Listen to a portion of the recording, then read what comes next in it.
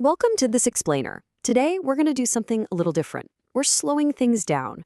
We really want to create a quiet, safe space to talk about a deeply personal and honestly, absolutely crucial health narrative, especially if you or maybe someone you love is navigating life in their 50s, 60s, or beyond. We're looking at a story that acts as a massive wake-up call. It's all about what happens when we prioritize literally everything else, our jobs, our responsibilities, and completely lose sight of ourselves in the process. Your body usually whispers before it screams, right? There's just such a profound truth to that.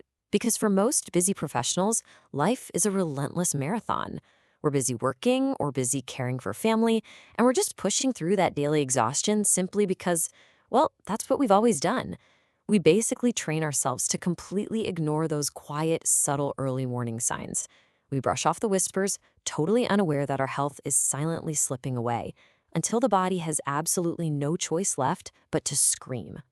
Section 1. The silent cry for help. Meet Robert, 55, and, his story is probably going to sound incredibly familiar to a lot of you. Robert lived a very standard, very busy American life. He was working long hours, grabbing fast food a few times a week, drinking way too much coffee, and definitely getting far too little sleep. His daily mantra, like so many hard workers out there, was always, "I'll slow down later." He truly believed he was doing the right thing by grinding away for his family's future, but he was entirely missing his body's silent cries for help.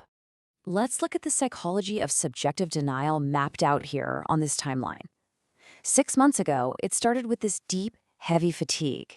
You know the kind, where you wake up and you still feel completely exhausted. Then 3 weeks ago, he started getting winded just walking up the stairs to his bedroom. Fast forward to 2 days ago, a tightness in his chest. Yet Robert brushed off every single one of these serious, progressive physical declines as just stress, or, simply getting older. As hard workers, we're absolute experts at rationalizing our pain. I'm fine. His wife actually begged him to see a doctor as these symptoms built up. But Robert just kept repeating those two words, "I'm fine." We have this deeply ingrained instinct to just stay tough, right? To not be a burden, to power through. But guys, this is the deeply dangerous illusion. When we say "I'm fine" just to avoid facing the reality of our health, we're actively ignoring a body that is struggling almost invisibly underneath the surface. Serious health problems after 50 rarely begin with dramatic theatrical pain. They begin quietly. This stormy morning. This is when the whispers stop. It was an ordinary Tuesday morning. Robert got out of bed and felt just a little off. Just some mild nausea, maybe sweating a bit more than usual. He dismissed it as indigestion and sat down with his coffee and toast. But within minutes, the situation rapidly escalated. That mild nausea turned into this sharp, radiating pain in his left arm, accompanied by a terrifying inability to catch his breath. His wife immediately called 911. Inside the emergency room, the medical reality was harsh and immediate. Doctors rushed him through blood tests, heart monitors, and oxygen. And the diagnosis? It was a massive shock to Robert. Severely blocked arteries and dangerously high blood pressure. But here is the most chilling revelation from the doctors. His heart showed clear signs that it had been struggling for years. Not days, not weeks, years. This internal damage was the result of a long, slow buildup that he had completely tuned out. The hidden fear and the unspoken anxiety of aging. You see, Robert's hidden struggles perfectly mirror the unspoken health fears of so many people who are pushing past their 50s. There's this collective anxiety about aging that we rarely discuss openly. We feel our bodies changing, we feel our energy dipping, and instead of confronting it head on, we just retreat into denial. So let's look at these ignored warning signs. These are specific physical symptoms that are far too often dismissed as just normal aging. We're talking deep exhaustion, swelling in the legs or feet at night, poor sleep, brain fog, or random pain in the jaw and shoulder. And one of the biggest red flags, that sudden feeling where you ask yourself, why do I suddenly feel 20 years older? Listen, these are not normal signs of getting older. They are massive red flags for underlying inflammation, poor circulation, and chronic stress that's just damaging the body. Later on, Robert finally admitted the real reason he avoided getting checked out. He said, "I was scared they'd find something wrong."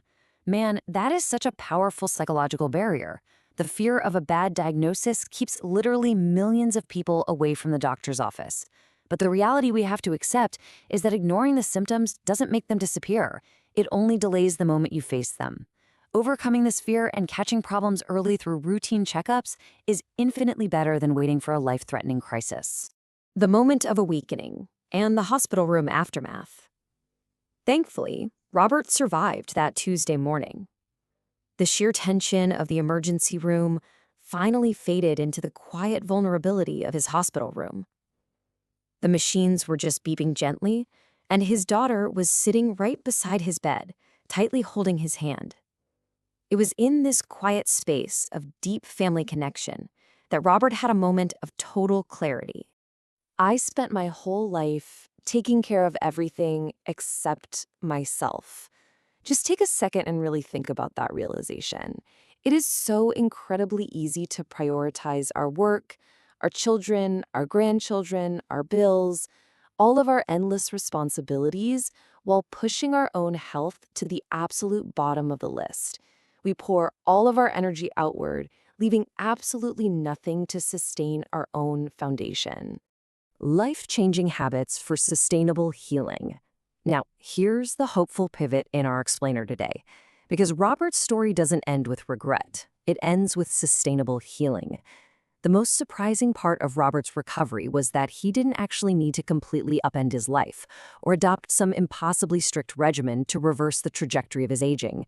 Sustainable healing is built on small, really manageable changes. And the contrast between Robert's past and present is just striking. Look at his past, stoic, constantly pushing through, relying on fast food, and actively ignoring his pain.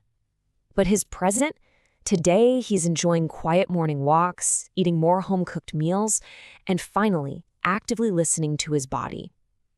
Robert shared that he emotionally became softer, more grateful, and much more present. He started cherishing ordinary moments, having coffee with his spouse, a simple phone call with his daughter. He realized that slowing down didn't mean giving up.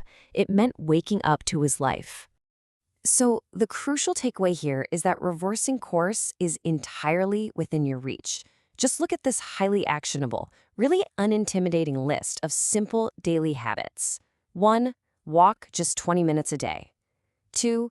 Drink more water and actually prioritize getting proper sleep. 3. Take your daily stress seriously and manage it. And 4. Overcome that fear and schedule your annual medical checkups. These simple habits, combined with expert medical oversight, can literally save your life. Taking care of yourself is not selfish. If you're a busy professional watching this, I want you to truly internalize this message. Preserving your health is not a selfish act. It's actually the absolute greatest gift you can possibly give to your family. By taking care of your heart, your mind, and your body today, you ensure that you can remain present, active, and alive for the very people who love and depend on you tomorrow. Is your body already whispering to you? I want to leave you with that final provocative thought. Take a quiet moment today to just reflect on your own routines, your own fatigue, and your own aches. Please don't wait for an emergency room to force you to pay attention. Is your body already whispering to you? Listen to it while you still can. Thanks so much for joining me for this explainer. Take care of yourself, and let's make sure those whispers are heard.